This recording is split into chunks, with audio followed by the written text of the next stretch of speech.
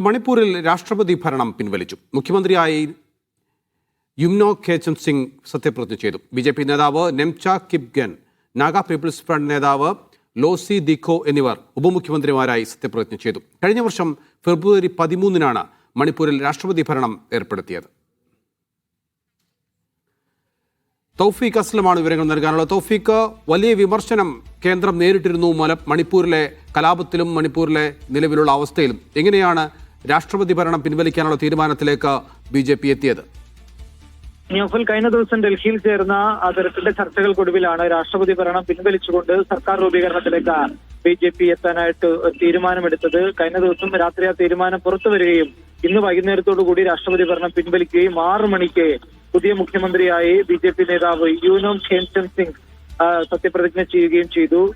മുഖ്യമന്ത്രിയെ കൂടാതെ 2 ഉപമുഖ്യമന്ത്രിമാർ കൂടി സത്യപ്രതിജ്ഞ ചെയ്തു. അതിലൊന്ന് നാഗ പീപ്പിൾ ഫ്രണ്ടിന്റെ ഒരു ഉപമുഖ്യമന്ത്രിയാണ്. മറ്റൊന്ന് കുക്കി വിഭാഗത്തിൽ നിന്നുള്ള ഒരു യുവതിയെ കൂടി ഇപ്പോൾ ഉപമുഖ്യമന്ത്രിയായി സത്യപ്രതിജ്ഞ ചെയ്തിട്ടുണ്ട്. അത് ബി.ജെ.പിയുടെ ഒരു വലിയ നീക്കമാണ്. കാരണം കുക്കി വിഭാഗത്തിന്റെ ഭാഗത്തുനിന്നുകൊണ്ട് വലിയ പ്രതിഷേധം ഇതുമായി ബന്ധപ്പെട്ട് ഉയർന്നിരുന്നു. തങ്ങൾക്കൊരു പ്രത്യേക അഡ്മിനിസ്ട്രേറ്റീവ് വേണമെന്നായിരുന്നു കുക്കികളുടെ ആവശ്യം. അതേതായാലും സർക്കാർ അംഗീകരിച്ചില്ല. പകരം കുക്കി വിഭാഗത്തിൽ നിന്നുള്ള ഒരു വനിതയെ മുഖ്യമന്ത്രിയാക്കി നിലവിലത്തെ പ്രശ്നങ്ങൾക്ക് ഒരു പരിഹാരം കണ്ടെത്തുകയാണ് ബി.ജെ.പി. ദേശീയ നേതൃത്വം ഇപ്പോൾ ചെയ്തിരിക്കുന്നത്. ഇതിനോട് ഒരു എതിർപ്പ് ഇതുവരെയും കുക്കി വിഭാഗങ്ങളുടെ ഭാഗത്തുനിന്നുകൊണ്ട് വന്നിട്ടില്ല എന്നാണ് നിലവിൽ മനസ്സിലാക്കാനായി സാധിക്കുന്നത്. വരും ദിവസങ്ങളിൽ ഈ കുക്കികളുമായിട്ട് കൂടുതൽ ചർച്ചകൾ നടത്തുമെന്ന് ബി.ജെ.പി. നേതൃത്വം അറിയിച്ചിട്ടുണ്ട്. പുതിയ മുഖ്യമന്ത്രി ഉൾപ്പെടെ കുക്കികളെ നേരിൽ കണ്ടുകൊണ്ട് നിലവിൽ മണിപ്പൂരിൽ ഇടയ്ക്കിടെ ഉണ്ടായിക്കൊണ്ടിരിക്കുന്ന സംഘർഷങ്ങൾക്ക് ഒരു പൂർണ്ണ അവസാനം ഉണ്ടാക്കാനായിട്ടുള്ള ശ്രമങ്ങൾ നടത്തുമെന്ന് കൂടി ഇപ്പോൾ വിവരങ്ങൾ ലഭിക്കുന്നു. മണിപ്പൂരിൽ രാഷ്ട്രപതി ഭരണം പിൻവലിച്ചു. പുതിയ മുഖ്യമന്ത്രിയും ഉപമുഖ്യമന്ത്രിമാരും സത്യപ്രതിജ്ഞ ചെയ്ത് അധികാരമേൽക്കുകയാണ്.